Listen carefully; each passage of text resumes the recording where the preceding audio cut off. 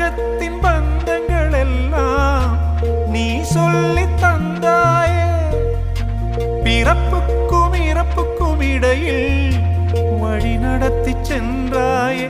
உனக்கே ஓர் தொட்டில் கட்டி நானே தாயாய் மாறிட வேண்டும்.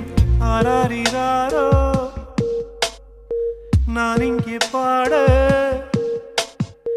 தாயே நீ கண்ணுறங்கு, என்னோட மடி சாய்ந்து